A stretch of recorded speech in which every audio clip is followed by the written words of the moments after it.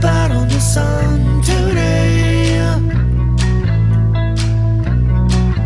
It's the same old thing as yesterday. How you doing, YouTubers? This is Gabe 2027 coming at you by side-by-side comparison of several different Sauer P238 magazines. The one on the left and the one on the right are manufactured by SIG, and the one in the center is manufactured by Colt. The three magazines that I'm bringing you today are very different. The one on the very right is the new production Sauer P238 that's included with a new handgun. The one on the left is the old style version, if you will, the second generation of the P238 magazine. I got that with my February 2010 issued Sauer P238. The one in the center is from Colt. It is used for a Mustang, and it is a one-round extended magazine.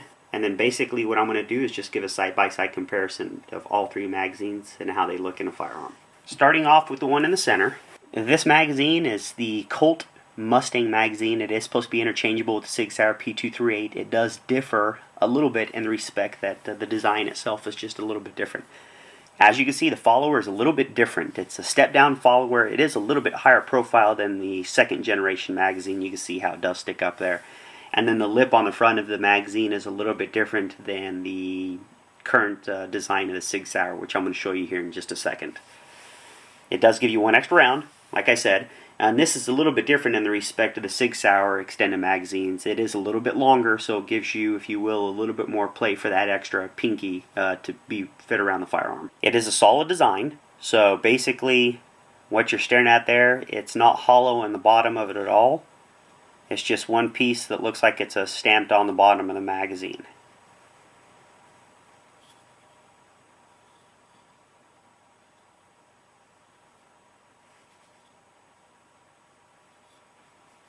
Comparison with Generation 2 magazine from Sauer, you can see on the bottom how it does differ just a little bit.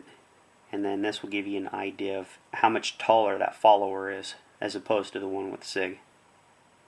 And you can see on the front here how the notches are different. That notch is all the way and it's kind of bent up there, and this one just notches straight down.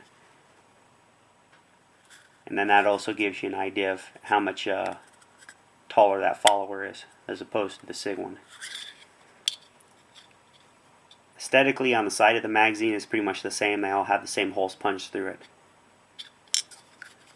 Now, what some people do on this is they physically use like a Dremel tool and then they mimic what the Sauer looks like, where they cut that little piece out of that to give it like a similar look.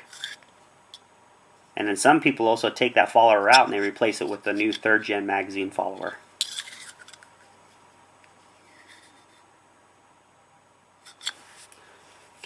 Comparison with the 3rd gen magazine, this is what you're dealing with. On this, they did make this high gloss finish, so they kind of got rid of that matte. I do like it a lot better. It looks cleaner. You can see how the follower itself is completely different. It's rounded at the top as opposed to step down. And then same with the design on the side, which this magazine even differs a little bit from the 2nd generation magazine. Now this, with current 3rd gen, you can see how it's about the same height, but you can see how that is physically a little bit different.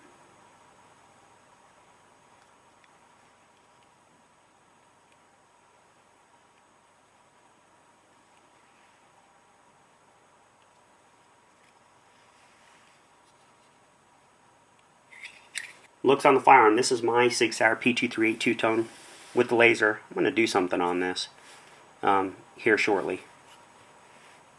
But basically, when you got like the 3rd gen magazine, that's what it looks like. And then I'm going to go ahead and do a real quick weapons check on this just to make sure that it is clear, and it is. And you can see that it does drop free. And then the extended mag, it gives you that extra pinky wraparound.